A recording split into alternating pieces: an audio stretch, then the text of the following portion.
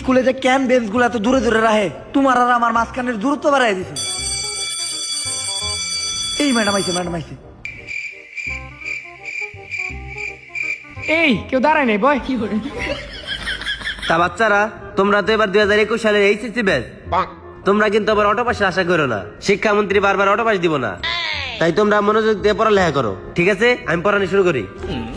a + b whole square = a square. ওই বেজালে ফেলাই দিল। এতক্ষণ একটা মুডে ছিলাম, আইহা মুডটাই নষ্ট করে। ঠিকই কইছ।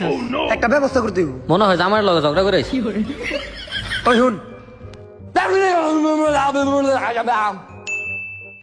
ছেলেগুলোর মাথায় শুধু শয়তানি বুদ্ধি। ম্যাডাম হ্যাঁ, 5 40। মানে না না না না, মানে 5 × 8 = 40। ও, একটু বুঝে বলবা। ওইসে এবার তুই ক। ম্যাডাম একটু ফাঁক করেন। কি বললা তুমি দুষ্টু? মানে লেখাগুলো একটু ফাঁক করে লেখেন। তোমরা একটু বুঝে বলবা, মানে বুঝতে অসুবিধা হয়। দোস্ত এবার আমার পালা। ম্যাডাম, পিছে শোনা যায় না। কি বললা? মানে কি বলতাছেন? পিছে শোনা যায় না, একটু জোরে বলেন। বেয়াদব পোলাপান, এখনই তোমাদের প্রিন্সিপালের কাছে নালিশ করতেছি।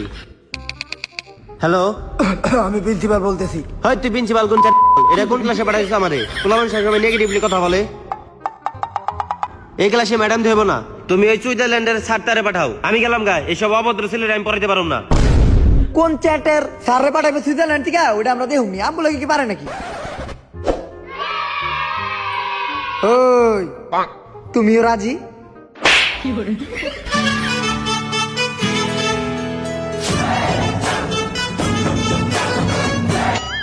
হেই, তুমি দাঁড়াও কেন? বসো। কিরে, তুই অলগ মন করতেছিস কে? এইটাই কোন থেকে? আপনি কি নতুন স্যার নাকি? হ্যাঁ, আমি নতুন sir. I am Omar from Switzerland.